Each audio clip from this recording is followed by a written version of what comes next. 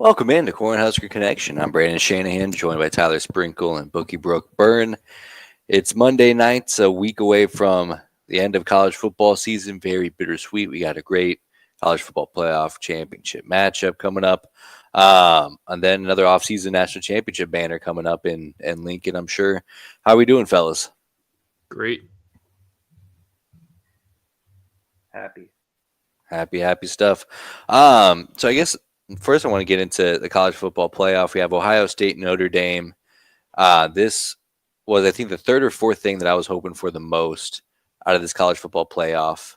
I think it's going to be an all-time brand matchup. The scorebook is going to be very appealing to my college football eyes. But what are you guys looking forward to the most about this game? Probably Ohio State losing. That'd be fun. I do have a weird feeling that Ohio State's more talented, but I think Notre Dame is the better team. It was just to see if Ryder Leonard can do enough to put up points. If not, I could see Ohio State.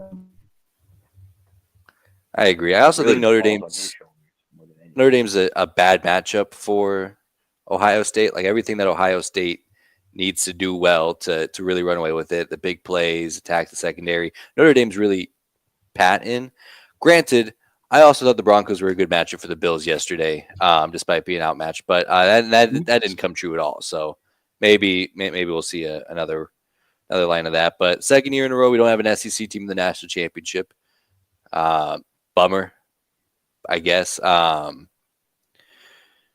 It would be pretty funny because the most toxic part of college football Twitter this year has been this conference superiority nonsense. And for a team to not have to play in a conference and win the national championship, I think would be funny. And there's a guy from Westside on Notre Dame, so that's cool. That's right. Burke. Oh, Burke, sorry. Well, I think there's three total, two Westside and the a Burke. Twins. That's right. I forgot about them. Yeah.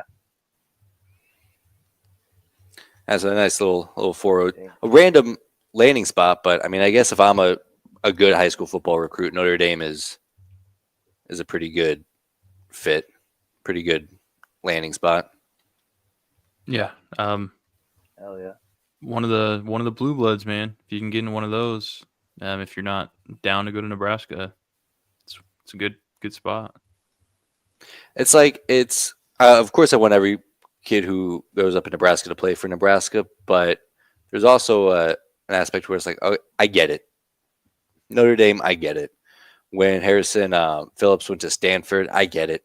Like that, those are good places to end up in and get a good college education. I'd imagine, I guess. There's also I actually don't know. To just go out of state for college, yeah. Especially when you grow up in Nebraska. Go experience the world, man. That's right. Yeah. Let's go see the nature and the sights of South Bend, Indiana. Yeah. Hey, don't knock South Bend, dude. Well, some transfer portal, not a whole lot of transfer portal news going on. It's kind of on coals right now where it's still hot, but not flaming hot. Nebraska's still waiting on a couple of visits from last week to see where they go. But, I mean, looking back, they have 29 or 30 commits already through the transfer portal, which is way more than I ever expected. Are you guys surprised with the volume that they've been hitting the transfer portal with? Yes and no. I mean, I would have liked to just have the guys set in place already. But I'm happy that Rule is realizing, like, hey, we need some fucking ball players in here. We can't just hope that these guys are going to be good. We got to go get guys that are actually good. So, like I said last week, it sucks to lose guys that are homegrown talents, but if they're not doing what they need to do, then it's time to move on.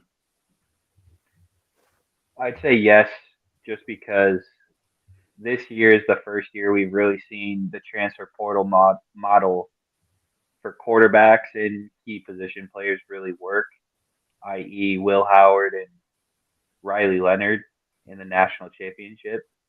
Um,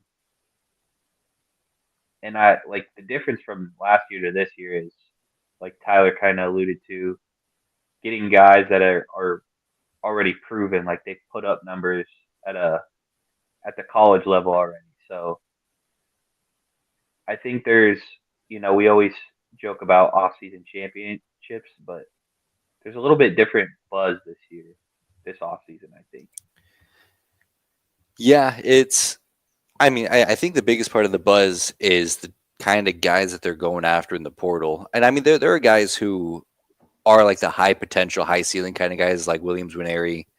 But they're also going after guys who are very proven and productive. I mean, Dane Key, he had three options. I could either go to the NFL, I could go to Georgia, or I could go to Nebraska.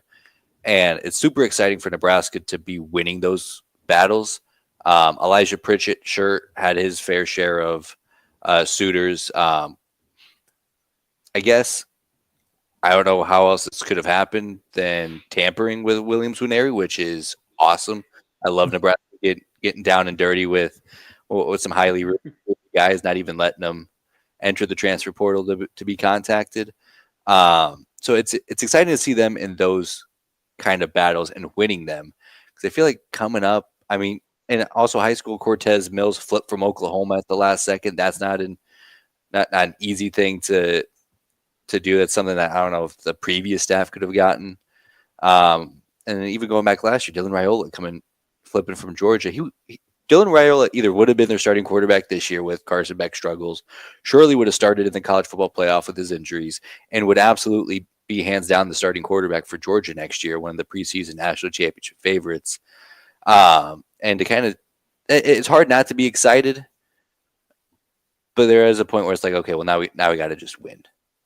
Like that's all we're missing. Best facilities in the country, NIL filled with bagmen. Now it's just time to put it together.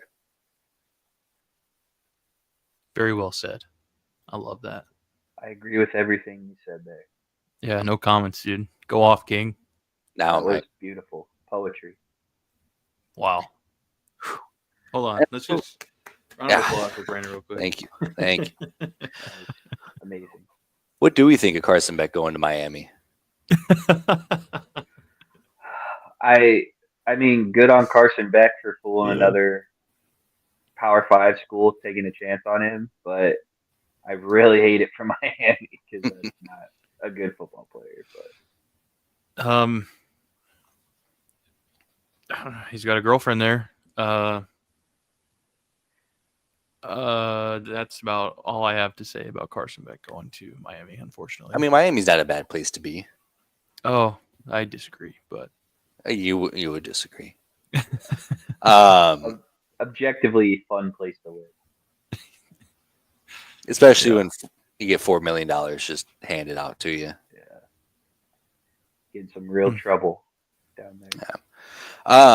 You got to think it doesn't go as far as $4 million in Nebraska, so you got to kind of weigh That's those true. options as well.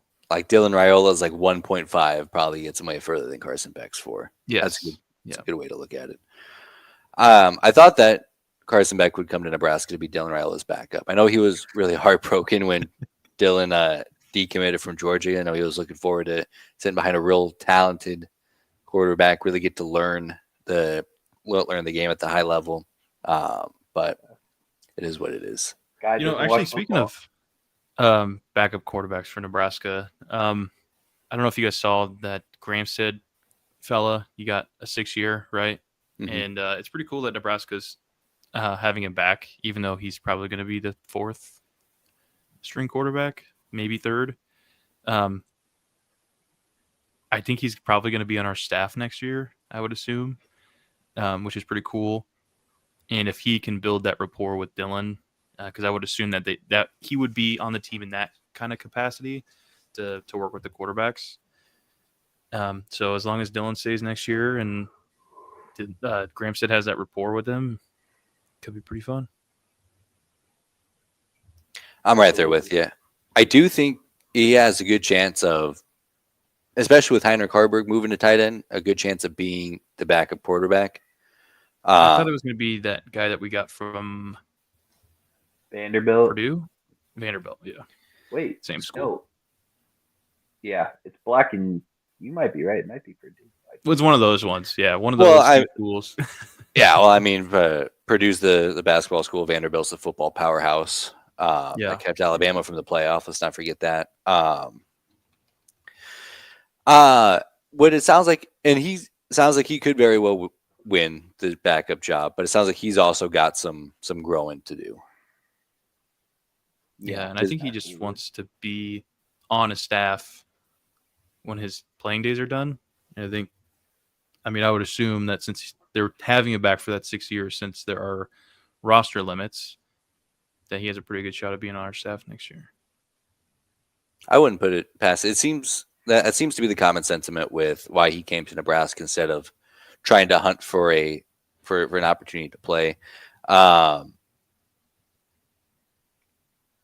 boy, I forgot where I was going with that. Yeah, we had Marcus Davila. Yeah, redshirt freshman from Purdue. He's also in the mix, but I would imagine Gramstead would have the knock going forward, unless Marcos comes out. TJ Lateef probably not in the mix, but love to have him back. And also the thing that I love about having Jalen Gramstead and what I really loved about having, and what I loved about having Daniel Kalen here is that he loves being a Husker. Like seeing him get into that, what was it, the UTEP game? Like that was so cool to see how much that meant to him. And I mean, he's got a good resume. He's got as good of a resume as Iowa's new transfer quarterback, and I'm sure that's going to work out very well out east. Dude, he's elite. Elite ball player. Dude, I guess so. To say I'm not worried at all about Iowa is an understatement, just because I really like that Gronowski kid. He can run. I mean, not a super polished thrower, but anytime you win 2 natties at South Dakota State, means you can play a little bit. So yeah, I mean, he's a very impressive young man. I'm sure, a very impressive football player. I probably shouldn't try to old man him like that. But I also saw Iowa bring in a quarterback who was 13 All Big Ten, won a Big Ten championship game, took his team to the Orange Bowl in the college football playoff, and absolutely ruin his career. But I will say, all those accolades you said about McNamara is, I would say, Gronowski was the reason South Dakota State won those championships. Like, he was their offense. Like, that offense ran through him. Whereas McNamara, all the stuff he did at Michigan was Michigan won games sometimes in spite of what he did. Like, they asked him to hand the ball off a fuck ton and just make simple throws. And he was good at that. He was good for what Michigan needed.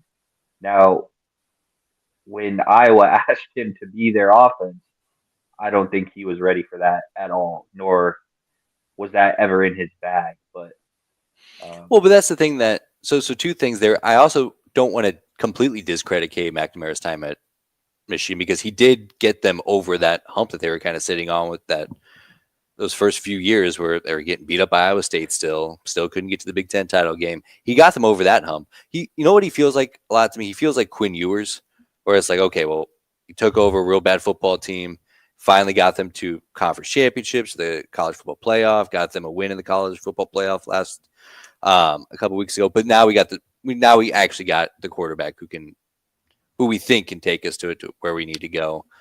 So I don't want to completely discredit that. I do think you're right. It's the supporting cast did a lot of heavy lifting for Cade. But I also think that's what Iowa thinks that they are.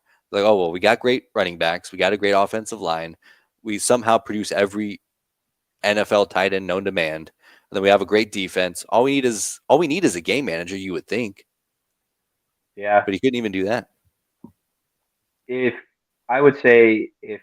it doesn't work out this next year with Gronowski or however you say his name, then Iowa is the problem because I mean FCS has sent a ton of guys to the pros, and I mean you saw what rookie Carson Wentz was, before all the injuries. Like Shout produce a out ton Ethan of guys Stick. that can play, and if they find a way to fuck up this guy who has like a slight NFL potential, I don't know if he'll be like a first or top 3 round guy, but like he'll get an NFL shot just because of what he's done at SDSU. But if Iowa finds a way to fuck that up, then my goodness, they need help.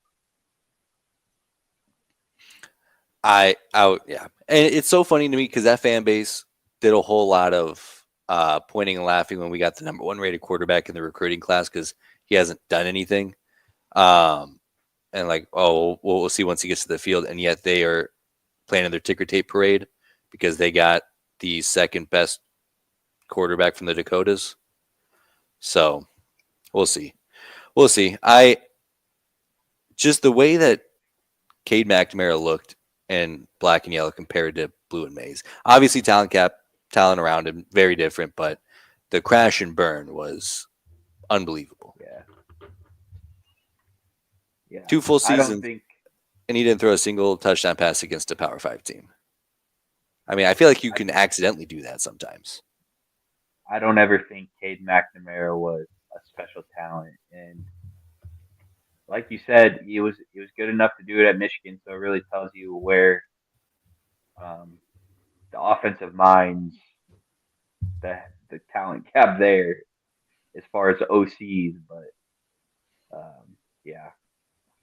I mean, it's somewhere in the middle, probably. Like I think if he doesn't end up at Iowa, he's a serviceable quarterback in the Power 5, I think. But who knows? This conversation does remind me of a take I had at the beginning of the season that I think I got to wave the white flag on. I was skeptical of all quarterbacks, or of any team that took a quarterback in the transfer portal, like as a 1-year rental.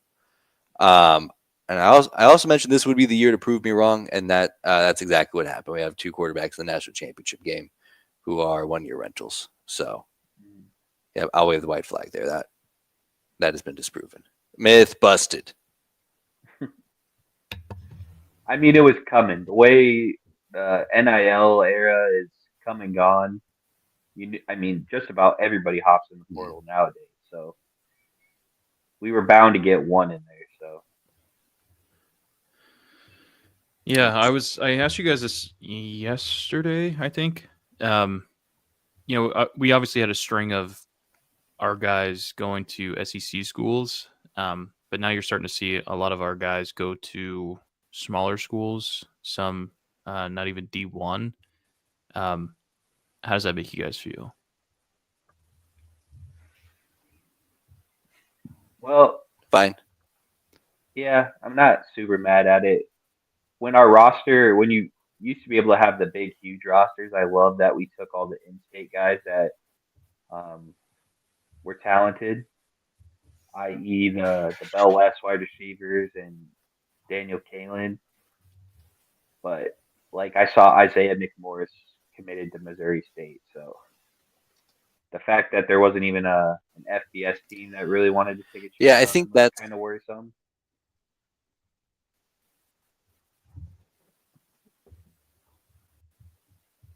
Uh-huh. Brandon? Okay. I thought I had the best connection. Oh, yeah, he's struggling. Yeah. Oh, there he is. Here we He's are. back. You were saying, Brandon. And it's such a bummer because that's exactly what this program was built on for the most part, is getting these in-state guys who just want to be Huskers, and such a strong developmental program that these guys were able to turn into stars. And there's just not that anymore. Jalen Lloyd actually did a little brief interview today with KETV, and he said, I just didn't get a lot of opportunity. Felt like I wasn't going to get any better. And it sucks, but yeah, that's kind of part of the deal when you're that far down on the depth chart. And previous regimes, you would hope that, you'd stick around and, enjoy the scholarship and whatnot, and hopefully develop into one of those guys 3-4 years down the road. But times have changed, and now he's off to Oklahoma State. Yeah, it's hard to say that though, because then you go out and like last year, we only got 2 guys.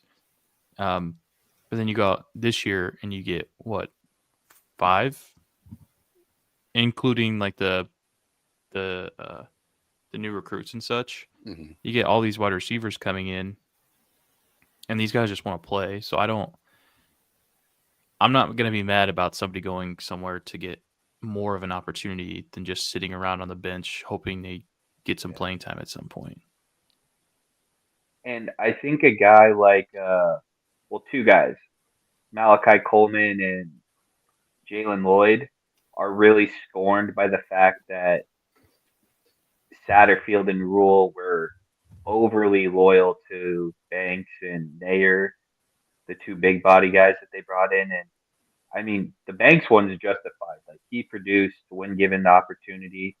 Yeah, he had some ups and downs, but it was mostly ups. The one that really pisses me off is Nayer, because that's a guy that doesn't have a place to go now. Is probably going to end up in like the CFL or the XFL, and we didn't give those 2 guys more opportunities because Satterfield was in love with him. That was his guy out of the portal, and it was just a whiff. And sometimes as a coach, you got to admit that and start giving other guys opportunities. So I'll never be mad, like Tyler said, at someone seeking out more playing time. But Rule obviously corrected his mistake with Satterfield, so hopefully we don't see any more situations like that. Yeah, and it's not. I mean, I guess Jalen Lloyd's a little bit different than some of those other guys because he did get touches. And yeah, I guess that it's tricky because I feel like the role that Jalen Lloyd would have played, we did get really good production out of that guy in Ja'Cory Barney. Yeah. And it's hard to blame a guy looking at Ja'Cory Barney who's a freshman just like him and like, okay, well now that's the guy who I have to compete with for snap share over the next 3 or 4 years. Oh gosh, I'll never get over it. How disappointing Isaiah Nayer was, because for some reason the UTEP highlights were on my Twitter feed today. I was like, boy, how wrong were we?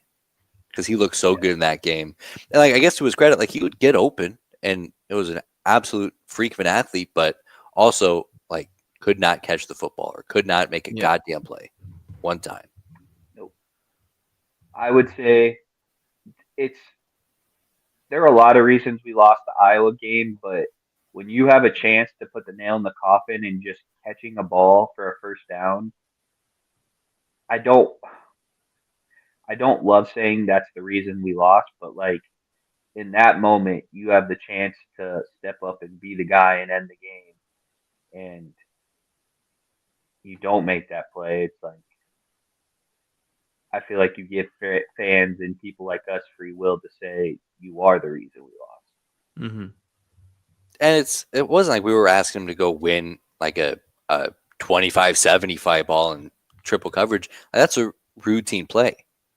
He had tons of space, and just make the routine play, as a great Coach Tigani would say, R.I.P.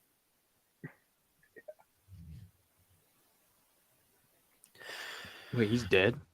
Basically, I mean, he got arrested. Yeah. So I was like, okay. I was like, he's basically dead as a football coach. All right, you guys know me well and know my bitterness towards certain players. Why am I rooting for Jalen Lloyd at Oklahoma State, but rooting against Malachi Coleman at Minnesota?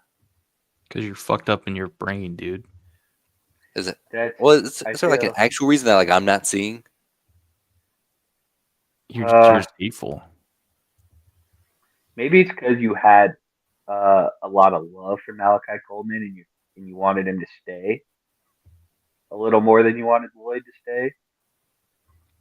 I think you're justifying the fact that Ja'Cory Barney looks so good. So in your mind, him and Jalen Lloyd were the same type of player, whereas there's not really a comp per se for Malachi.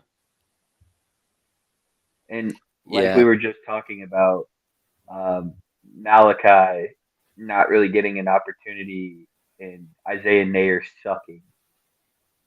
Yeah. Really mad about both of them. I guess I'm curious. Okay, so I think we're starting to get to the root cause. So I understand why Jalen Lloyd left, just because of how he plays football, and we didn't see Malachi Coleman, and I assume the reason was that everybody was on the same page that he wouldn't get much play because we did have these bigger body receivers like Banks and Nayer, and the plan from the get-go was to have him redshirt, so we still had another 3 years with him, and then for him to sit out this year, eat up his redshirt, and then still leave once those guys are gone. I think maybe that's what rubbed me the wrong way. But It like seemed I like just this was said, the though, plan. I'm sure that was the plan. Psychology hour with And then Husker Connection. And then Rule goes to him and he says, "Look, we're looking to get a bunch of guys out of the portal that are wide receivers. Do with that information what you will." And then that could be it. Okay. Because you're not going to find a guy that doesn't want to play. Like you're not going to find a D1 athlete playing in a Power 4 conference that just like, oh no, I'm fine. I'm cool with sitting the bench. And I feel like both of them, Lloyd and Coleman, are like, all right, I'm going into my 3rd year of college. Like, I need to go somewhere and get on the field. Like, you can't make the league if you don't get on the field. Okay. You're right. I'll be less harsh on Malachi. Love it. I'll work on it. I got do some. You see, this is a good anger management session. I'm just trying to. He's moving down my hate watch list. Oh, that's good. Who's number 1 right now? Tony White for sure. What about players? So the next tier down, because there's nobody on the same tier as Tony White, but it's guys like Jamari Butler and Princewell, because I was so sure that they were going to take that next step here at Nebraska, and I just don't want them to succeed because I don't want that precedent to be set like Nebraska's the stepping stone to your final destination. Jamari I just don't want that to be senior, right? Yeah. I want to.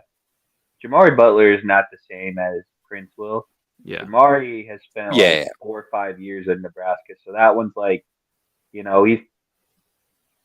throwing it all on the line, taking a chance going into SEC school. Princewell is the one that really fucking pisses me off because he very much used us as a stepping stone to show what he could do to, get a bigger offer from an SEC school. And that sucks because he would have been the guy on our defense. He would have been the most important player on our defense this next coming year. And you hate losing guys like that. Well, I think I justify. I guess I'm not as bitter towards Princewell because we got Williams Winery, so it kind of just feels like we got the same kind of player that Missouri, the highest recruited player at Missouri ever, and he ate up his red shirt there, and then now we get to eat the fruits of that. So I don't know. I feel like there's less animosity, but like a guy like Jamari who cut his teeth here and was, I don't know, in such a prime position to make that next step, that still stings. And I want to say that does soften the blow, but those are two very different guys. Like, we know for sure Princewell can play because we've seen it. Williams Nieri, hasn't shown anybody anything yet. So that's true. Yes, he's a 5-star guy. Yes, he has all the tools in the world, but I'm going to need to see him do some stuff before I'm really all aboard on the hype train there. Just you wait. You're going to be all up in Cincinnati's ass. Oh my gosh. I can't wait. I needed to hear. And then I don't feel this yet, but I know objectively he should be high up, is Dante Dowdell, who it sounds like just left for a better bag. And that's a bummer. No, I think he kind of realized too that he didn't trick Nebraska the way that he wanted them to be tricked, right? He said, "Whoa, look, I got 12 touchdowns. I score." And then they look at it like, "Yeah, you got a majority of your carries between the 20s, or so yeah, you're gonna score." So go on. I think Dowdell is tricking Kentucky more than anybody. I think that's Yeah, so they got tricked in Nebraska. It was like, no. We know what kind of player you are. Yeah. If they're Go paying you on. that, then you should Mhm. Yes. you should leave. You should absolutely go. Yeah. Yeah. I don't know. I guess I'm still I just wonder if kind of it's one of worried those about. situations where he's like, "Hey, Nebraska, Kentucky wants to pay me this. You guys should up your NIL offer." And they're like, "No, we're good." And he's like, "Okay, I'm gonna go. I'm gonna leave Nebraska. I'm leaving right now." And they're like, Yeah. "See ya." And he's like, I "Oh mean it. fuck, now I For have to go to real. I'm Kentucky." leaving. Yeah. And it's not like I don't know. It's not like he's poor at Nebraska. No. No, Like- but you could just running backs have to be able to make guys miss, and I just don't know that I ever once saw Dante Dowdell make a single person miss. I don't even think he tried. He's like, saw- "Fuck you, I'm running right through you." I saw him break And- Shiloh Sanders' arms. I thought Yeah, that was I almost love good that enough for me for the approach, entire season. but like But that's you're I right. mean, it's like yes, there are situations as running back where you have to put your nose in there and try to run a guy over, but there's also situations where like if you can hit a home run by making a guy miss, spin, hurdle, as Tyler loves so much, Fuck yeah. or Hurdle. whatever it is, like you got to do it. It's running back is a finesse position at times. So, and he is 0% finesse at his core, and I think EJ fits what we need better, and he's just better. He's more talented.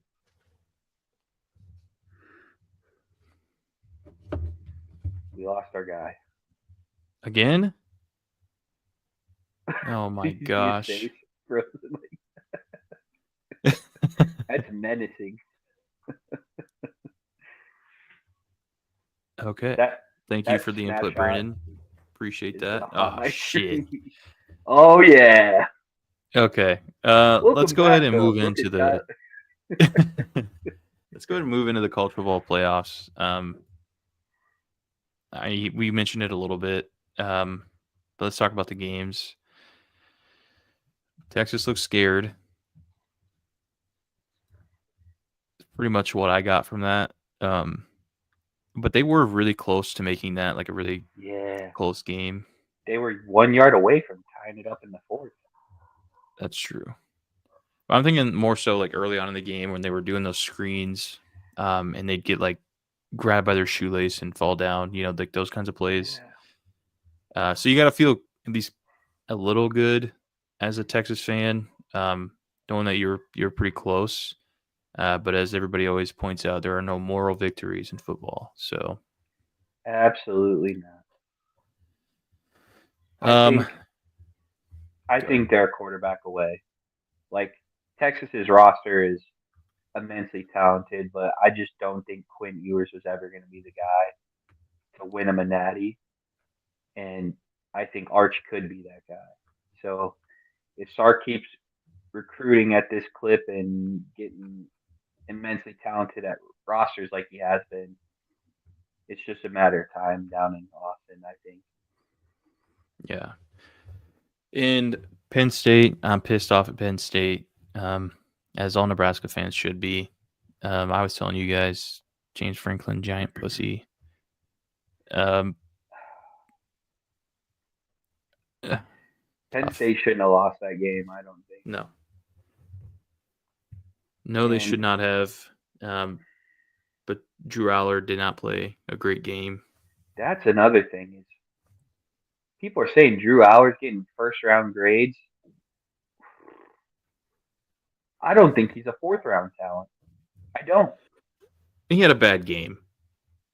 Do I think he's a first round talent? No. Do I think he's a fourth round talent? No.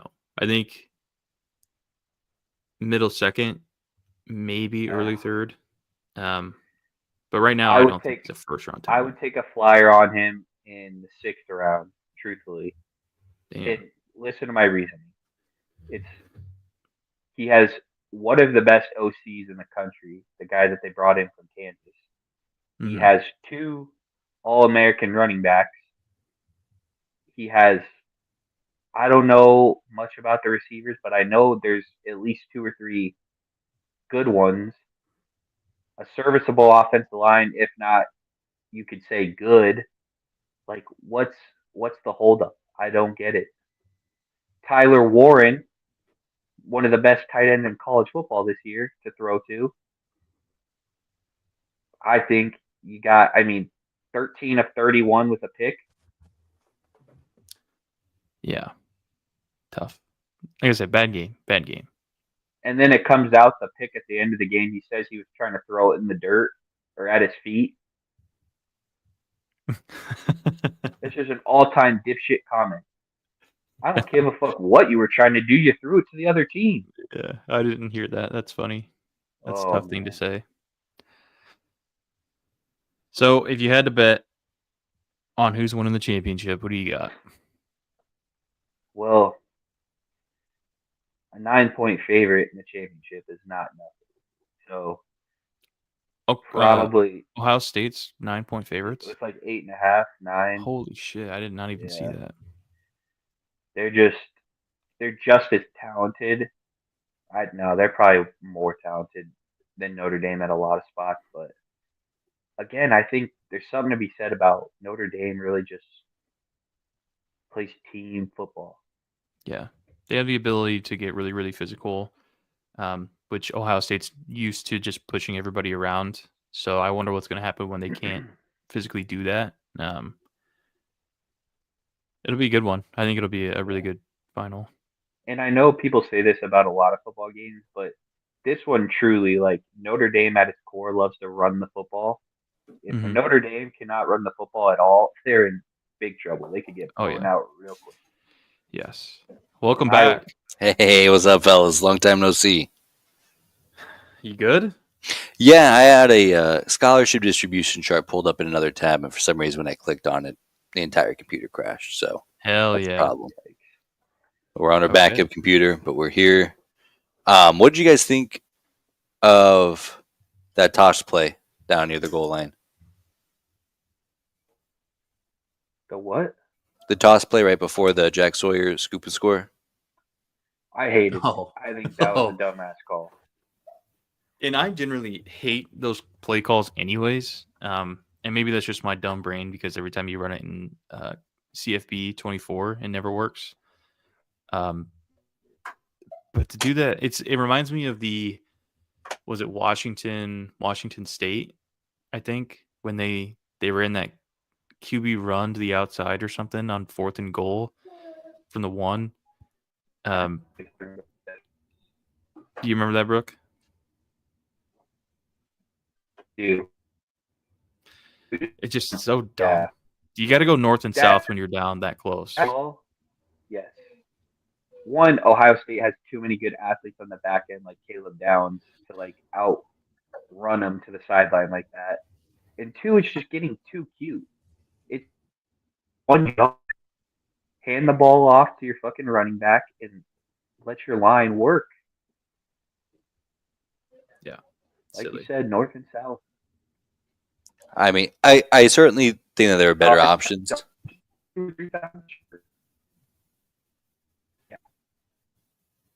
I certainly think that there are better options, especially when we just saw your backup quarterback come in and get 8 yards as a rusher.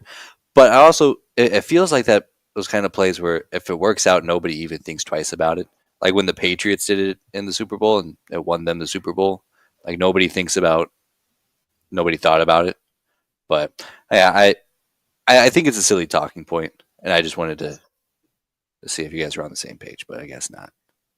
Well, I think it's a dumb play. It was also it was 1st and goal from the 1. Like you didn't even try to just out muscle him for a yard. You immediately went to a toss play. Like just felt like a bonehead move to do in that moment. Yeah. So Brandon just doesn't know ball. He can never be an OC. Call him fucking Marcus Satterfield Jr. I would never say such a mean thing to Brandon. That is derogatory. That is a slur, my friend. And I'll have you know, in my college football dynasties, the offense is always humming. That's good. But now that I think about it, I would not run it. I avoid those toss plays in college football 24. Yes, because they stink. Yeah. Yeah, that's college football. I did watch a majority of the Nebraska Purdue game yesterday. Ugh. I don't want to Yeah, talk Nebraska about it. didn't look great, but Purdue just could not fucking miss. They would not miss. They were drilling everything.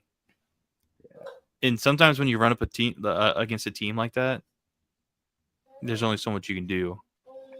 Well, I will say this in Nebraska's defense. I knew you beat UCLA at home, which required a lot of juice, and then you go on the road and you have your hated rival on the ropes. You didn't make free throws. You very much got Jewed by the refs. You go into overtime and lose. I just knew it was going to be an almost impossible task to go into Purdue and win that game. And I was very much right. They just from the start did not have it. So And you talk about juice. I mean, Iowa during the holiday break, that's got to be the most juiceless place in America. So now all of a sudden you have to get up and generate some type of energy that way. I thought that was a tough loss. I do think, because I'm seeing a lot of panic coming about, and I guess, I mean, those are two bad losses Dude, you could in set your different cups. fucking watch to this shit, Brandon. Like Every I year, just, right around this time, they start fucking losing their minds. It's crazy. yeah. So I just wanted to pick your guys' brain. Like, is that crazy, or is there actual room to, or is there actual merit to the I would panic? say they're ahead of where they were last year at this time. That's kind of what I was thinking. Yeah, I mean they have some great resume wins. UCLA, Creighton is, I mean it's still a quad one win, but they don't have any bad losses. So as long as they stay away from that and they get two or three more quad one wins, like we're sitting pretty. I think we're still projected as a 9 seed as it stands right now, so we're pretty firmly in. Hell yeah. Like I said, just no clunkers. Got to win the ones at home and try to steal one or two on the road, and we're in. Boom. Well, fellas, it is a new year, so I wanted to reset expectations for this year. We have Nebraska basketball going on right now. Nebraskaball, as the kids like to call it. Football is right around the corner. Defending Big Ten champions in baseball. What would be some resolutions that would make this a good year for the Skurs? Nebraska finally wins a fucking tournament game. I need it. I do need that. That's the big More than one. you guys realize. That's the big one. Yeah. I don't know if I've asked you this question before, Brooke, but what would you have rather had? Nebraska beat Boston College and Nebraska go another year with the drought, or Nebraska ends the drought but still loses the bowl game? That one feels easy now that I said that out loud. Yeah. That's all. Okay, well, In the case tournament, closed. Yeah. Case closed. All right. What else were you thinking, fellas? So that's the big one. That's historically laughable. And I would just like for the folks over there in Eastern Iowa who can't find a way to make a Sweet 16 or win a national championship with the greatest women's basketball player of all time to find something else to point and laugh at. Jesus. The lengths you go out of your way to just dunk on that goddamn school. I love it. Don't ever let. It's not work when you're doing something you love. You know? That's right. I have another one. What? I would just love to see Nebraska win all of their home games this year, football-wise. Just win all your home games. Well, Nebraska basketball hasn't lost a home game since There you go. February of 23. Follow their lead. Just Nebraska football win every single game at home this year. We're going to be in a really good spot come December. Hell yeah. So that would be wins against Akron, Houston Christian, Michigan State, Northwestern, USC, and Eastern Iowa. So, yeah, that's a pretty good slate. Yeah, I mean, it's not out of the realm to say we should win all those games. So I think just doing it Michigan's a tough Eastern should. Iowa. I'm going based off of what I saw last year. They're undoubtedly going to be a much better team this year, but I'm still sticking with it. Win all your home games. Yeah, no, that's absolutely a good one. Yeah, because the road games are also pretty winnable. I mean, you have at Penn State, that's tough. At UCLA, doesn't move me. At Minnesota, that should be a win. At Maryland, that should be a win. Fucking playing Minnesota again. God damn. We need to beat those assholes. I'm so ready for it. Ski you ma my asshole, dude. That's just what I was thinking. Yeah. Cortland agrees. That's right. He's getting after it. One for me, I want, and this might be ambitious. I want a 4-to-1 touchdown interception ratio for Dylan. Ooh, I think he can have that kind of jump with That'd the be new hot. targets, with a competent play caller and developer of offensive players. Dylan throws 5,000 yards this year. I mean, now we're talking. I would say either 4-to-1, like Brandon said, ratio, or INTs under 6 That would be good. Yeah. all year. 6 or under. What about 0? Just no picks at all. I would love that. But Oh, so hot. as we've seen, wide receivers not catching the ball can cause picks. So Yeah. I would be curious to see if there were any other quarterbacks who had more receiver faulted interceptions. probably fucking not. And don't even look into that because I don't want to know the answer. I mean, yeah. Now that I'm looking, because I was driving home today thinking about like his season, and I'm like, boy, what was like a 12-to-11 ratio? Then yeah, now I'm remembering how many of those we either had a wide receiver go right through his hands, or we literally had a defensive back take it out of their hands. All right. So Northern Iowa, the first one, was literally taken out of the hands. Yeah, Nayer had one. I think he had a couple this year. Now that we're just talking about Isaiah Nayer. Yeah. So 1 or 2 there. I know there was one where it was like a quick in route that got tipped by a receiver and picked. So we're up to 4 there. Yeah, I'm pretty sure that final play against USC, was that an interception where they missed the PI on Banks. Okay. Yeah. So there's That was- another. There's another. Yeah, okay. So I'm feeling a lot better about Dylan Raiola's season, because obviously you see the difference between a guy like him and a guy like Heinrich Harburg or Chubba Purdy or Jeff Sims, Big 12 champion, Jeff Sims. You see Hell the yeah. difference, but you look at the stats, you're like, oh, I'm going to see a lot of screenshots of this from Eastern Iowa burners. So those are my biggies. Obviously, anything Nebraska baseball does is a plus. A preseason Nebraska. 24 ranked Nebraska baseball today. That's right. Hell yeah. Also, let me pick your brain on this, Brooke. Is Creighton? I know they made a head coaching change this year. That's a really good job, isn't it? I mean, just facility wise. Yeah. Yeah. So I actually, through coaching at Gross, we had a Gross player go to Creighton, and very well connected young coach, and it seems like all the players love him. He was an assistant, there for a long time, so I think he'll do a good job. But it's just like Ed Service is probably one of the more underrated college baseball coaches of all time. Great teacher of the game. He just could never get Creighton over the hump to make a regional. So I think he made a few in his time, but they didn't really. Nothing close to advancing. Yeah. Interesting. 'Cause, I mean, I just think how cool it would be to get to play in that ballpark for all your home games. It sucks. Oh, dude. It's probably sucks actually.